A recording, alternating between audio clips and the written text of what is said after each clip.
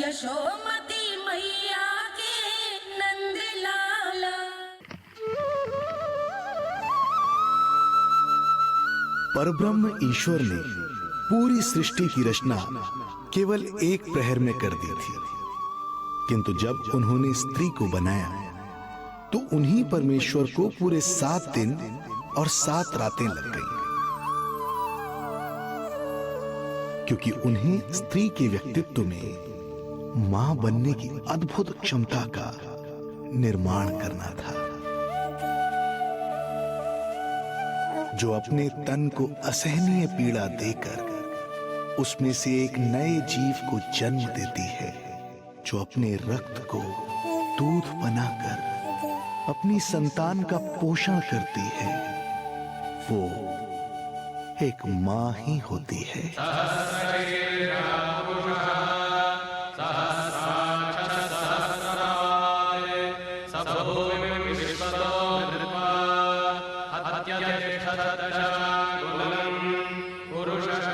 स्वयं भगवान श्री विष्णु भी मां की इस ममता से दूर ना रह पाए, विवश हो गए धरती पर अवतार लेने के लिए।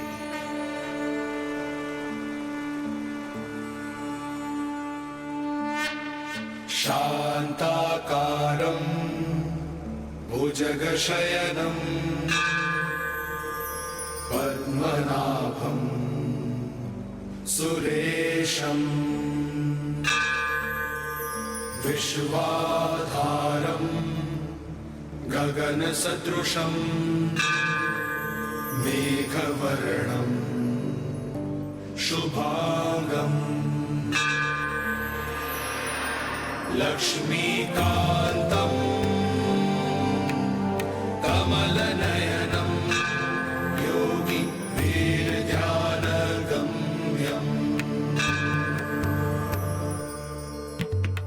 वन्दे विष्णुं भवभयहरं सर्वलोकैकनाथं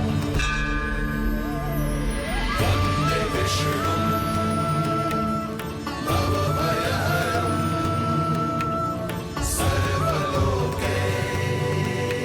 सर्वलोकैकनाथम्।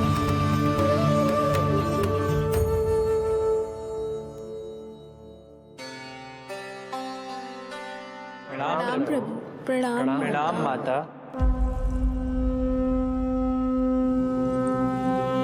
माता, प्रभु, दुष्कंस के अत्याचार दिन पर दिन बढ़ते ही जा रहे हैं।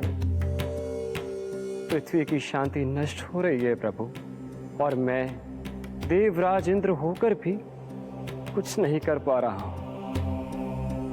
आपके प्रताप से मैं भूमि अनंत काल से समस्त विश्व का भार उठा रही हूँ, किंतु प्रभु अब दुष्टता इतनी बढ़ चुकी है कि मैं सहन नहीं कर पा रही हूँ।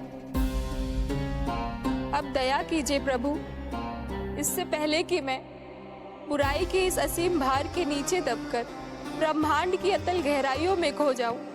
मेरी सहायता कीजिए प्रभु। आंखें खोलिए प्रभु, आंखें खोलिए।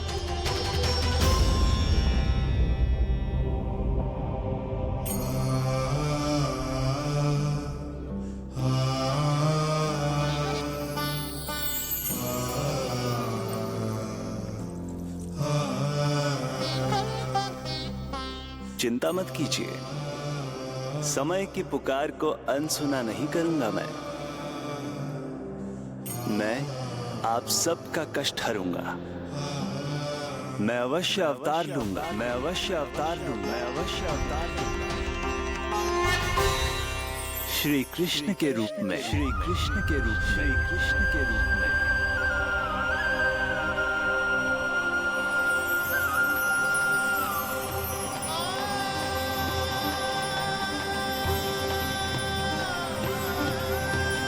वसुदेव सुतं देवं कंसचाणूरमर्दनं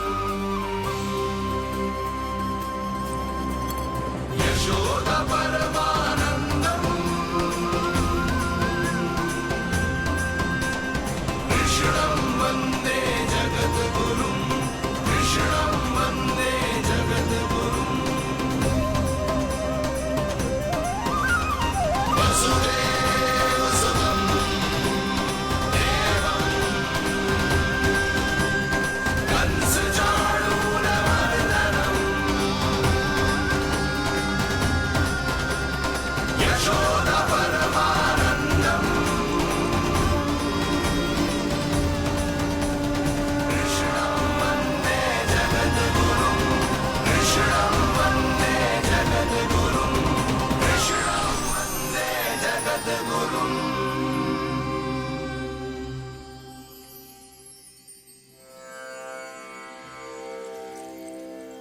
कंस का वध करूंगा। ऐसी परिस्थितियां उत्पन्न करूंगा जिनके कारण इस काल का सबसे बड़ा युद्ध होगा।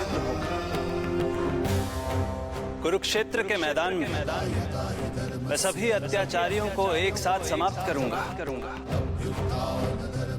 और इस प्रकार मैं भूमि देवी का भार अवश्य हल्का करूंगा। मैं धन्य हुई प्रभु। हम धन्य हुए प्रभु। किंतु ये सब मेरे अगले अवतार के प्रमुख कारण नहीं है। तो फिर प्रभु? मेरे अगले अवतार का सर्वप्रथम और सर्व प्रमुख कारण है मां के अलौकिक प्रेम का अनुभव करना।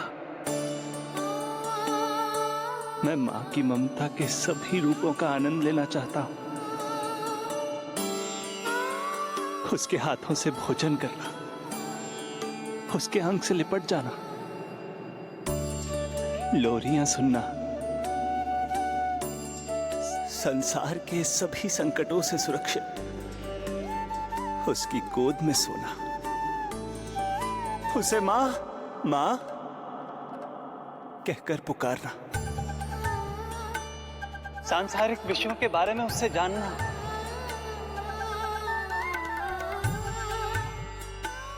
और फिर कोई शैतानी कर उसके आगे आगे भागना,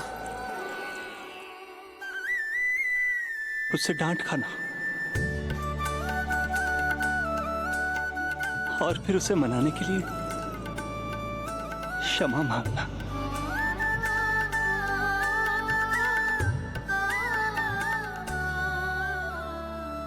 कितना आनंद आएगा जब वो मुझे दंड देने के लिए मेरे पीछे पीछे दौड़ेगी और मैं उस डर से सभी दिशाओं में भागता फिरूंगा।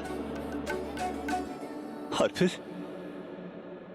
जब वो थककर हाँफते रुक जाएगी तो मैं स्वयं उसके पास जाऊंगा, उसकी ममता भरी गोद में समा जाऊंगा।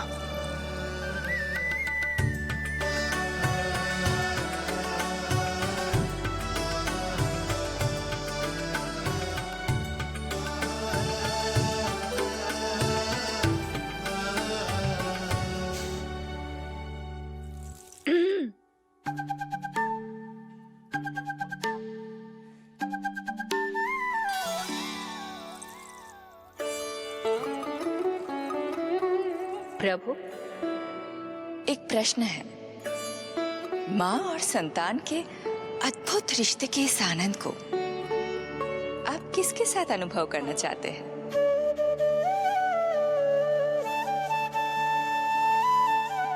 प्रभु, कौन है वो सौभाग्यशाली महिला जिन्हें आपने अपनी माँ के रूप में चुना है? वो महिला है यशोदा।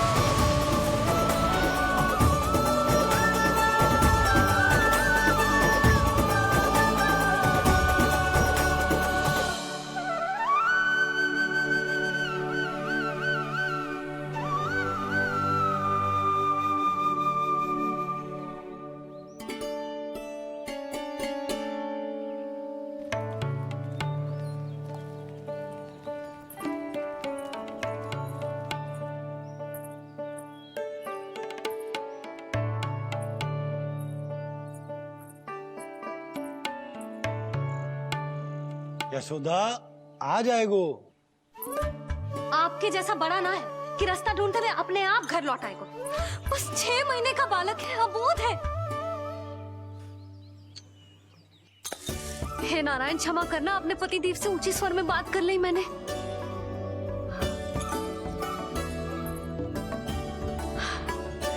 किसी को भी बुद्धि ना है पूरे गोकुल में। कि नंद जी का बालक खो गयो है, सुबह सुबह घर से भाग गयो है। किसी को ना पड़ी है कि उसे ढूंढे लेकर आए। यही सम्मान देते हैं वे गोकुल के राजा को।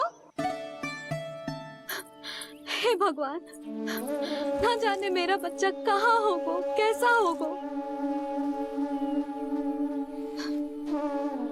कितना समय होगा है? अब तक तो भूख भी लगी आई होगी उसे। आप क्यों रुक गए? आप खाओ। हाँ हाँ, आप खाओ, आनंद से खाओ। आपको तो कुछ चिंता ही ना है। माँ ही तड़पती है अपनी संतान के लिए।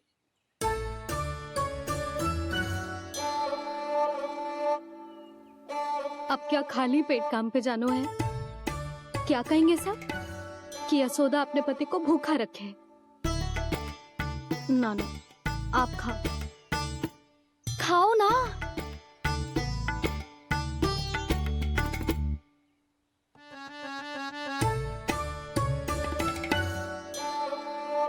गुड़ के लड्डू कितने पसंद है उसे, कब से बना के रखे हैं। यशोदा, तुम स्वयं क्यों नहीं जाकर ढूंढती उसे? लड्डू भी खिला दियो और घर वापस भी ले आई। जाओ, शीघ्र जाओ।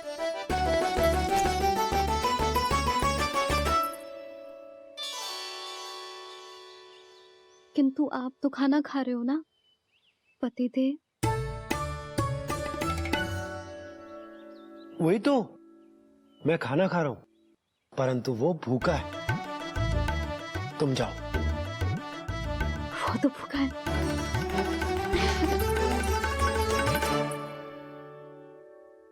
ये बनेगी श्री हरि के अगले अवतार की माँ।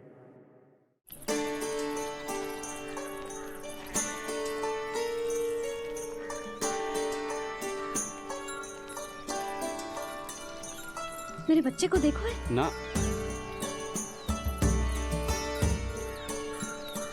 काकी, मेरे बच्चे को देखो है। नहीं नहीं,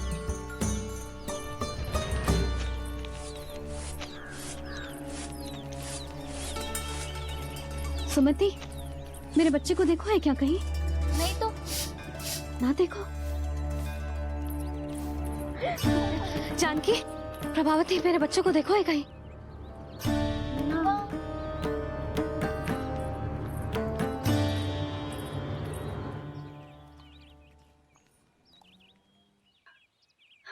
कहाँ है तू? देख, तेरी मैया कितनी चिंतित हो रही है, और तू है कि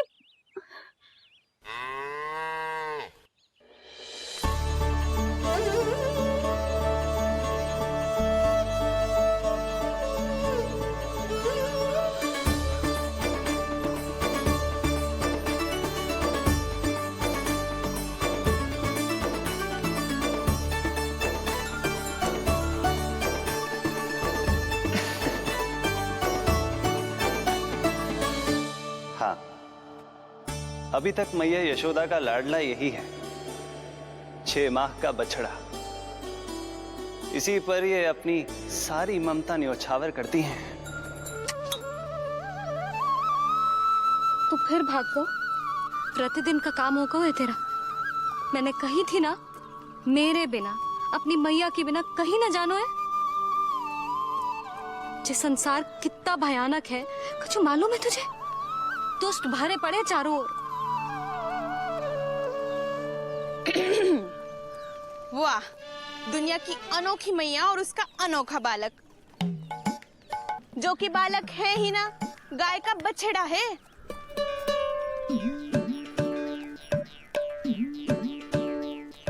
तो लक्षणा, तुम्हारी जे दशा कौन ने की? और कौन ने? जे तुम्हारे सपूत ने कूद फाड़ के मेरे पूरे बगीचे का सत्यानाश कर दो है। मेरा रामू ऐसा कर ही ना सकता।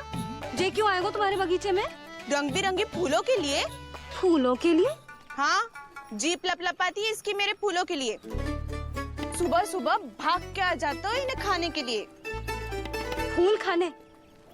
सुलक्षणा, तुम्हें कछु वहम हुआ है। जे मेरा रामू है, जे फूल वूल क्यों खाएगो भला? अच्छा, तो फिर आप ही इसका मुंह खोलो और स्वयं देख लियो। हाँ तो ठीक है, असत्य के पैर ना होते जो अभी सिद्ध हो जाए वो। रामू मुंह खोल के दिखा। मैया की कहीं मानते हैं ना, मुंह खोल। रामू सुलक्षणा चाची को दिखा दे कि तूने उनके फूल ना खाए। चल मुंह खोल, मुंह खोल।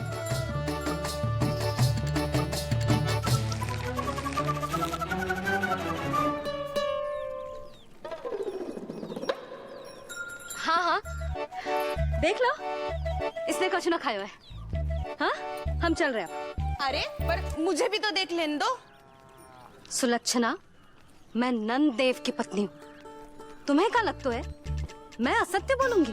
ना ना जशोदा जी, लेकिन आप तो सिद्ध करने वाली थी ना। हाँ? हो तो गए हो सिद्ध। चल रामू, देर हो रही। अरे अरे वैसे रामू जी बहुत बुरी बात है, नंद जी का बालक चोरी कर दो। छी, जो अपनी वस्तु ना है उसे छूते भी ना है, समझ आई? जे करूंगी सुलक्षणा के यहाँ भरी टोकरी बेसन के लड्डू भिजवा दूंगी, प्रसन्न हो जाएगी। ये तो बड़ी चतुर है प्रभु। हाँ प्रभु, और जीवट भी है इनमें। बस यही देखा आप सबने? क्या आपने एक मां की चिंता नहीं देखी? प्रत्येक मूल्य पर अपनी संतान की रक्षा करने का स्वभाव नहीं देखा? या फिर असत्य भाषण करने पर अपनी भूल सुधारने की व्यग्रता नहीं देखी? कोई बात नहीं, मैं बताता हूं यशोदा क्या है।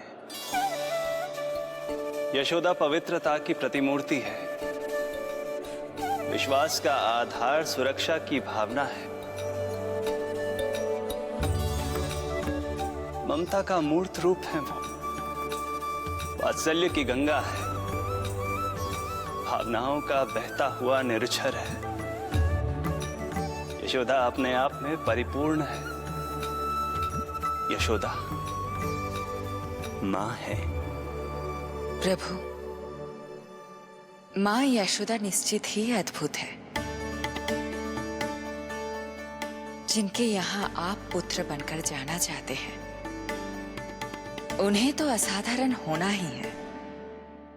किंतु प्रभु, आपके दिए हुए वचन के अनुसार आपको देवी देवकी का पुत्र बनकर जाना है, तो फिर आप एक ही जन्म में दोनों माताओं के पुत्र कैसे बन सकते हैं?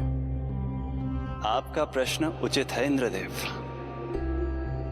पूर्व काल में प्रजापति सुतप्पा और उनकी पत्नी प्रश्नी ने मेरी घोर तपस्या की थी। उनके आग्रह करने पर मैंने उन्हें वरदान दिया था कि जब वो देवकी और वसुदेव के रूप में पृथ्वी पर आएंगे, तब मैं उनका अष्टम पुत्र कृष्ण बनकर जन्म लूंगा। पर मैया यशोदा के वात्सल्य प्रेम ने मुझे दुविधा में डाल दिया, क्योंकि वो भी तो पिछले जन्म से ही है ना। पिछले जन्म से?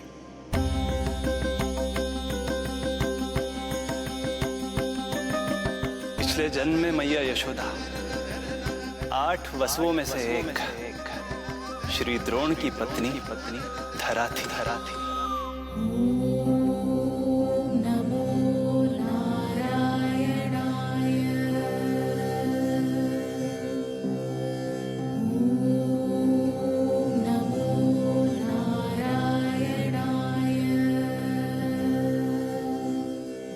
दोनों सहस्त्रों वर्षों तक निरंतर मुझे पुत्र रूप में पाने की मनोकामना के साथ घोर तपस्या करते रहे।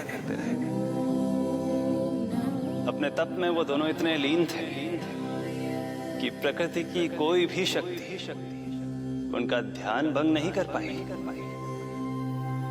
किंतु फिर एक दिन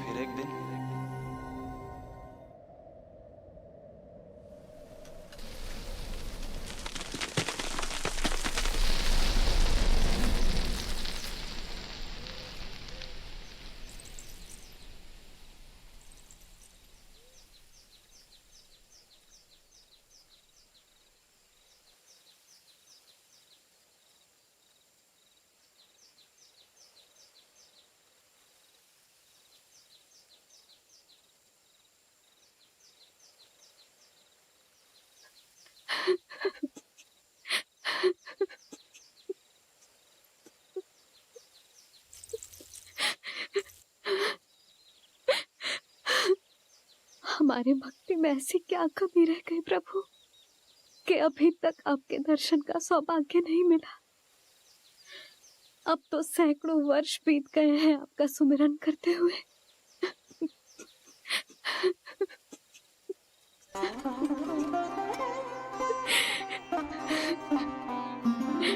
साचा सुमिरन सबसे हरि का, साचा है हरि नाम। साचा सुमिरन सबसे हरि का, साचा है हरि नाम। जिनकी कृपा से बन जाते हैं सबके बिगड़े काम, सबके बिगड़े काम। साचा सुमिरन सबसे हरि का, साचा है हरि नाम। आतुर है आंचल का उपवन, सुनने को पैजनियां छुन छुन। मधुर मधुर तुतलाती बोली, खेले संग संग आँख में चोली। मेरे मुख पे भी दे दो प्रभु ममता भरी मुस्कान। साचा सुमिरन सबसे हरि का, साचा है हरि नाम। भक्त बिना भगवान है जैसे, माता बिन संतान के वैसे। हरि बिन मेरा जीवन सूना, भगवान लाज मेरी रख लो ना। भगवान लाज मेरी रख लो ना।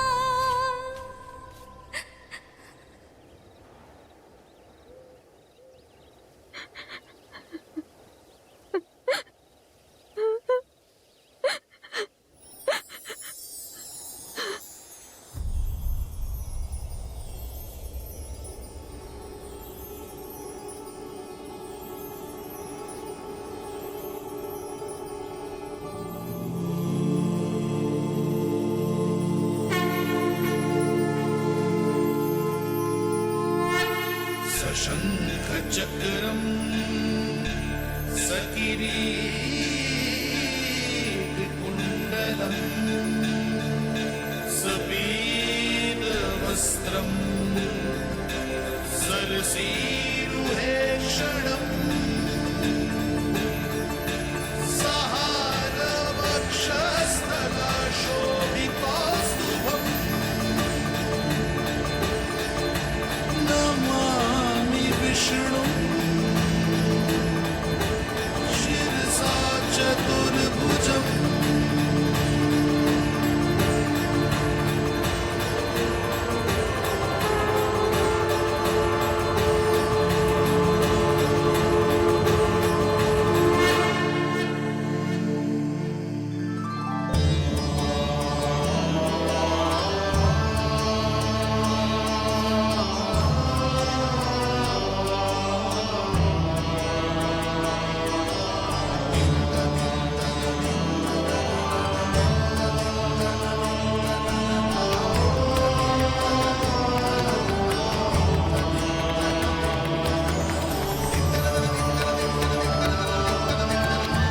कहिए कहिए, क्या वरदान पाना चाहते हैं आप? प्रभु, हम आपकी सेवा करना चाहते हैं, परंतु भक्त की भांति नहीं, अभी तो माता पिता के समान। आपका एक पुत्र के रूप में पालन पोषण करें। आप हमें माँ पिता के भांति प्रेम दें और हम आप पर अपनी ममता न्योछावर कर सकें। बस इतनी ही इच्छा है प्रभु। आपकी इच्छा पूर्ण होगी। मैं आपकी संतान के रूप में अवश्य आऊंगा, किंतु उसके लिए आपको मेरे अगले अवतार के बाद एक और अवतार की प्रतीक्षा करनी होगी, क्योंकि अगले जन्म के लिए मैं पहले ही ये वरदान माता देवकी को दे चुका हूं। प्रभु, किसी भी जन्म में आपको अपने पुत्र के रूप में पाना मेरा सौभाग्य होगा, किंतु मेरी ममता मेरे वश में नहीं है। प्रभु, आप साक्षात मेरे सामने खड़े हैं, किंतु मेरे नेत्र आपके इस दिव्य चतुर्भुज रूप को नहीं देख पा रहे। इन्हें तो आप अभी से बाल रूप में दिखाई दे रहे हैं। मेरे भीतर उमड़ती ममता की ज्वार का अनुभव कीजिए प्रभु। केवल कल्पना मात्र से मेरा वक्षस्थल दूध से भराया है। ये गोद तरसने लगी है, मन अभी से लोरिया गाने लगा है। मेरे इस अनुरोध को स्वीकार कीजिए प्रभु, कृपा करें। इस मां से और प्रतीक्षा ना करवाए प्रभु, और प्रतीक्षा ना करवाए। उस पल माता धरा की ममता भरी भक्ति और प्रेम भाव को देखकर मेरे मुख से भी वो शब्द निकल ही पड़ा जिसे एक बच्चा पहली बार बोलना सीखता है, माँ।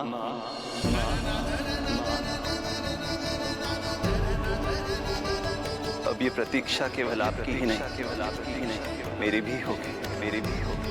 मैं भी तरसूंगा आपका पुत्र बनने के लिए। इस समय मैं विवश हूँ, किंतु मैं आपको वचन देता हूँ, मैं आपकी संतान बनकर अवश्य आऊंगा, प्रभु,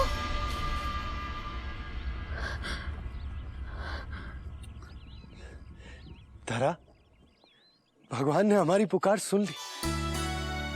वरदान तो सभी भक्तों को मिलता है, परंतु हमें तो हरि का वचन मिला है।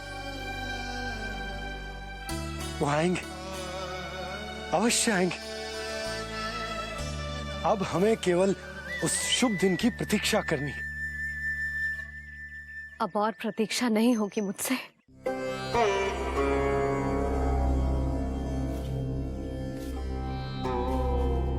हमने सहस्त्रों वर्षों तक तपस्या की।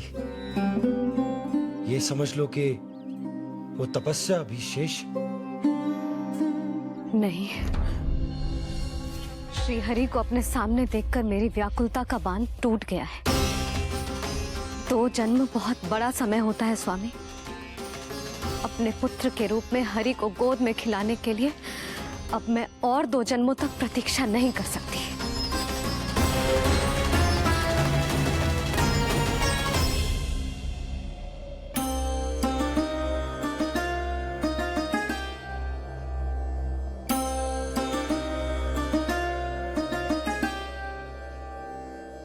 व्यर्थ हरि बिन जग ये सारा, व्यर्थ हरि बिन जीवन धारा।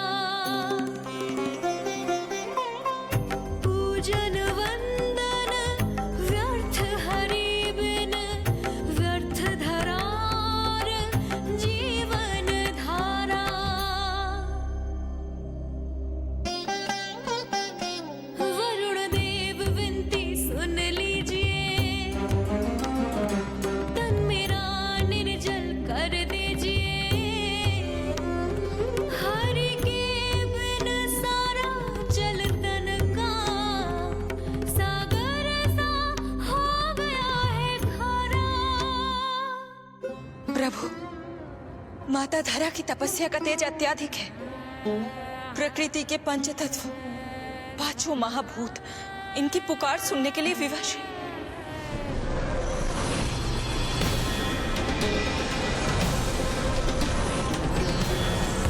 धरा, प्रिय, ये क्या कर रही हो? रुक जाओ। जठराग्नि सब दूर ये कर दो, अग्नि देव मेरे ताप को हर लो। माता जो वंचित ममता से, जग में नहीं उसको कुछ प्यारा।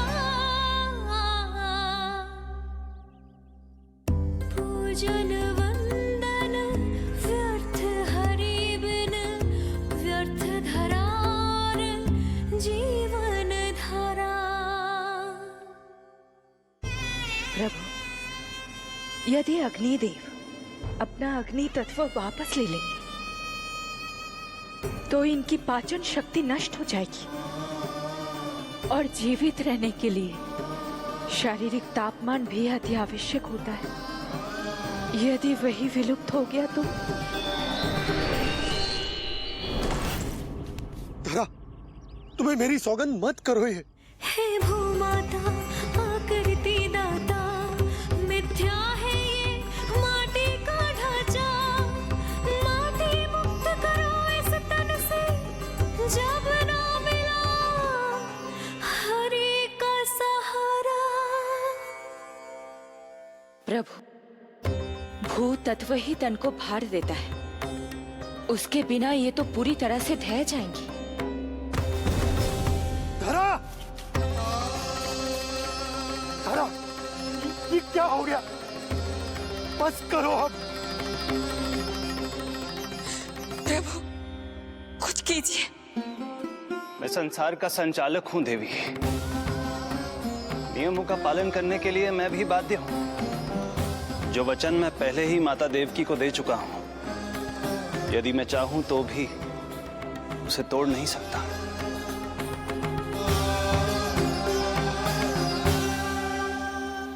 सुख लो आयु सब तन की, आस है जो ना शेष है मन की। वायु देव कृपा करो अब ये, रोक दो इन श्वासों की धारा।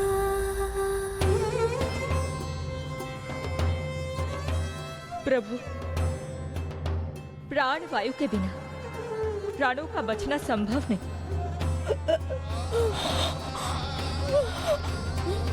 धरा,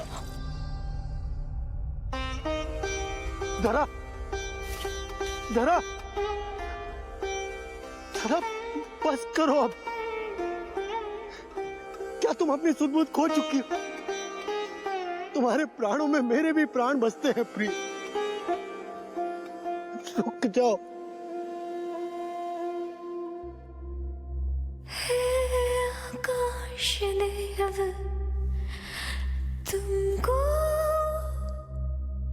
मेरा अंतिम प्रणाम।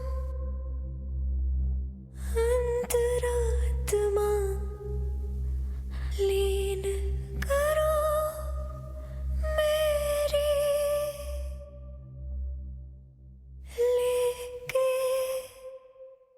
श्री हरि का नाम।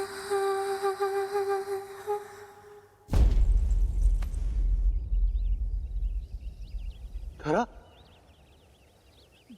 धरा, धरा, ये क्या कर लिया तुमने? धरा, कोई है, कोई है, सहायता कीजिए। धरा, जल, धरा, तुम चिंता मत करना, मैं यही हूं। मैं 2 क्षण में जल लेकर आता हूं।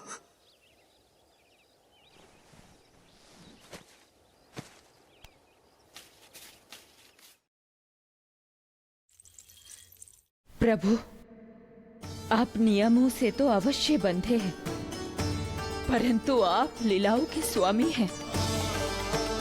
कोई तो उपाय निकालिए। आपने इन्हें माँ कहकर पुकारा है। माँ की प्राण रक्षा पुत्र नहीं करेगा तो और कौन करेगा?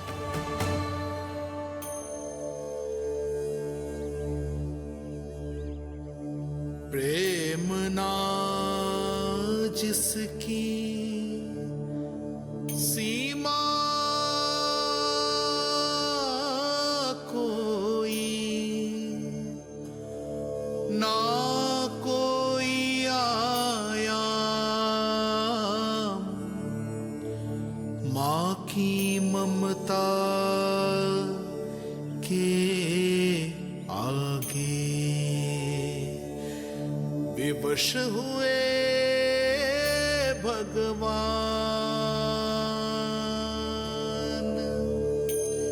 विवश हुए भगवान।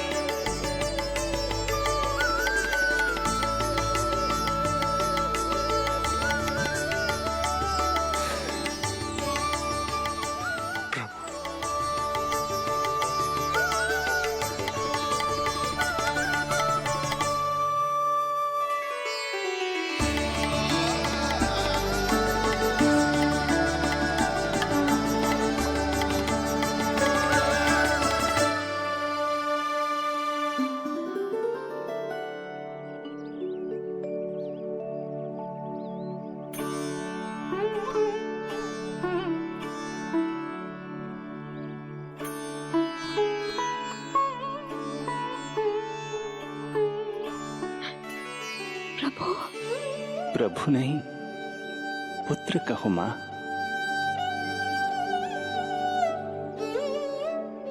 पुत्र, मेरा पुत्र, मेरा पुत्र।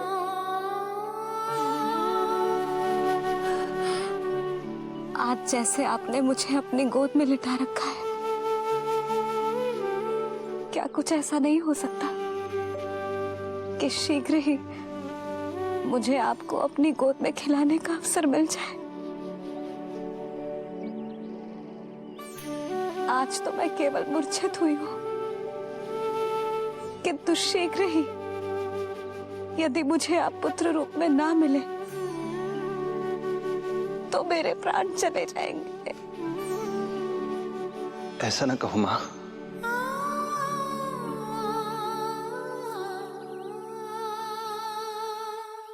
माता देवकी को मैं पहले ही वचन दे चुका हूं, इसलिए विधि के विधान के अनुसार मुझे उन्हीं का पुत्र बनकर जन्म लेना होगा। किंतु आपकी आतुरता का अनुभव करने के बाद अब मैं भी आपका स्नेह पाने से स्वयं को और वंचित नहीं रख सकता। आपने वरदान मांगा था कि आप पुत्र की भांति मेरा पालन पोषण करना चाहती हैं, इसलिए यदि आप उचित समझे तो आप अगले जन्म में ही अपनी इच्छा पूर्ण कर सकती हैं। जिस आयु में संतान को अपनी मां की ममता के आंचल की आवश्यकता सबसे अधिक होती है, उस आयु में अर्थात अपने जन्म के प्रथम दिन से 10 वर्षों तक मैं आपके साथ रहूंगा। किंतु फिर मुझे अपनी जन्म देने वाली मां माता देवकी के पास लौटना होगा। ऐसा करने से मैं उन्हें दिया वचन भी निभा पाऊंगा और आपकी ममता का सौभाग्य भी प्राप्त कर पाऊंगा। यदि आपको स्वीकार हो तो। स्वीकार है प्रभु, सहर्ष स्वीकार है। एक माँ और पुत्र का नाता केवल उसके कोख से जन्म लेने से ही नहीं बनता, ये नाता तो ममता से बनता है। और मैं अपनी ममता आप पर न्यौछावर करने के लिए आतुर हूं। यशोमती मैया के नंद लाला,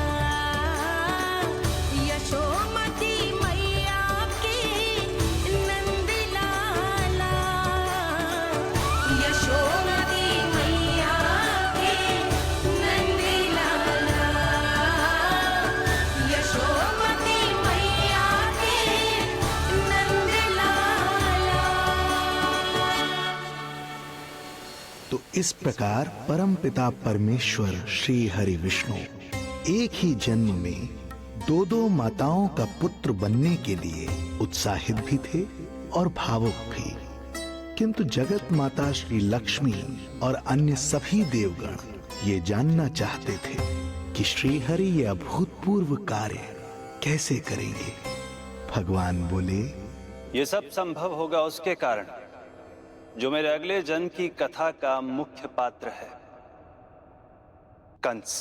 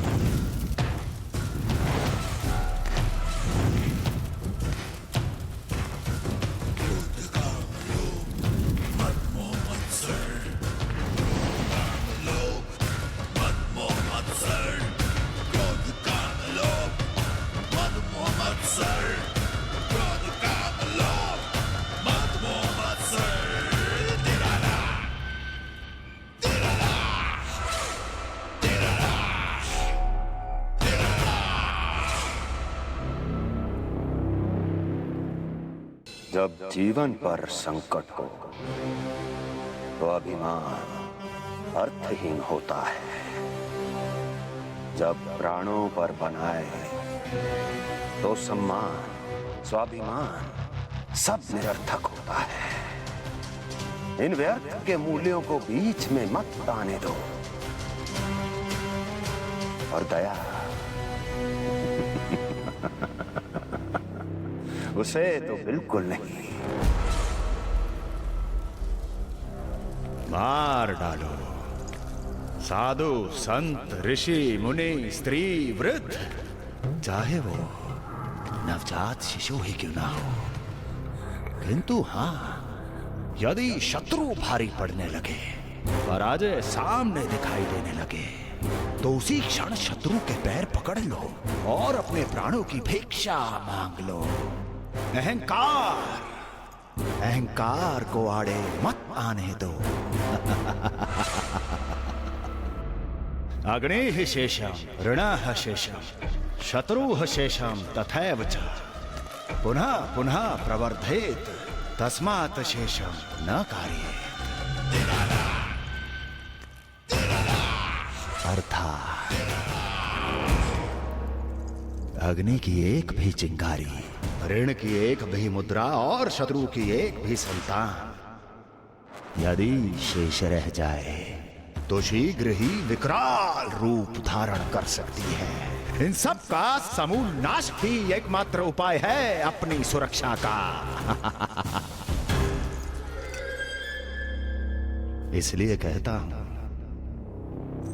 साम दाम दंड भेद कोई भी युक्ति क्यों ना लगानी पड़े, शत्रु के प्राणों का हरण ही परम उद्देश्य होना चाहिए। छोड़ो मत, फिर चाहे वो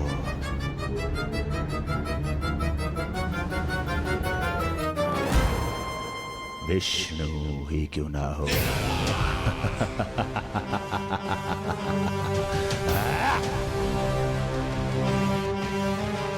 यही थी कंस की दिनचर्या।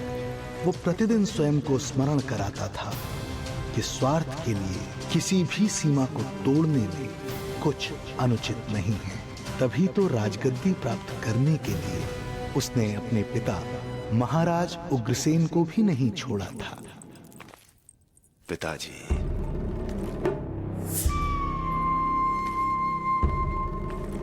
हो सके तो मुझे क्षमा कर दीजिएगा। कल्पना भी नहीं की थी कि मैं आपके साथ ऐसा व्यवहार करूंगा। आपको प्रतीत हो रहा होगा कि मैं क्रूर हूं, स्वार्थ में अंधा हो गया हूं, किंतु मैं विवश हूं।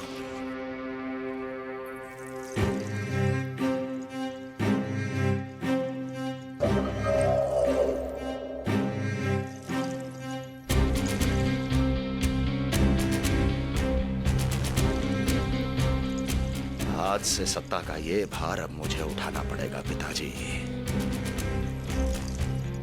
क्योंकि आप तो अत्यंत दयावान हैं। अपनी आवश्यकता से अधिक प्रेम आपको अपनी प्रजा से है, किंतु मैं ऐसा नहीं। मैं अपने शत्रुओं का काल हूं। तभी तो मेरे प्रति दुर्भावना रखने वाले मेरे सम्मुख आने से पहले थर थर कांपते हैं। इसलिए मथुरा का राज सिंहासन मेरे साथ अधिक सुरक्षित रहेगा, क्योंकि मैं आपसे अधिक उपयुक्त हूं पिताजी। मेरा विश्वास कीजिए। हृदय पर गोवर्धन पर्वत रखकर मुझे यह निर्णय लेना पड़ रहा है पिताजी।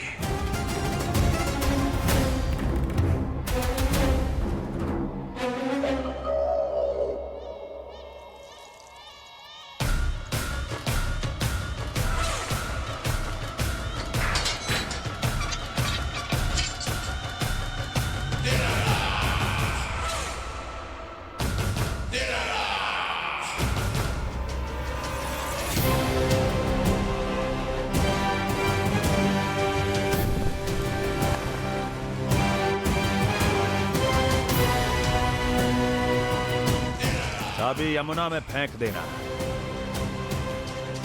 कोई कितना भी क्रूर, कठोर राक्षस ही क्यों ना हो, किसी न किसी के लिए उसके हृदय में भी प्रेम उपजता ही है।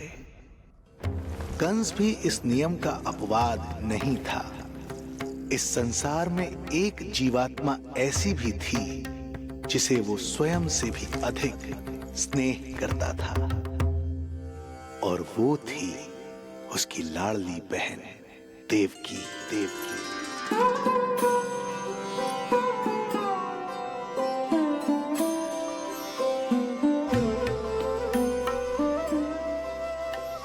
देवकी के लिए कंस एक राजा नहीं, मात्र भाई था, जो अपनी बहन की छोटी सी मुस्कुराहट के लिए आकाश पाताल एक कर सकता था।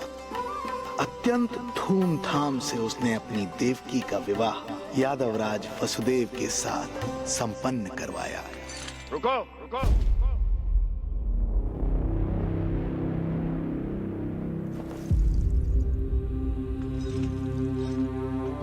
ये आप क्या कर रहे हैं? आप मथुरा नरेश हैं।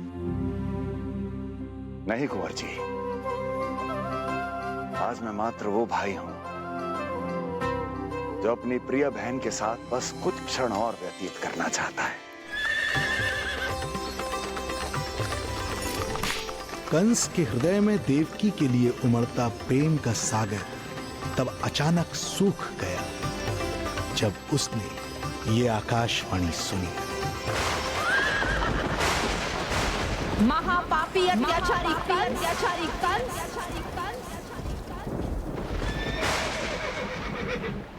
जिस देवकी को तू इतने प्रेम से ससुराल ले जा रहा है, वही तेरे अंत में सहायक होगी। तेरा काल तेरी प्रिय बहन के गर्भ से उसकी 8वीं संतान बनकर जन्म लेगा और तेरा विनाश करेगा।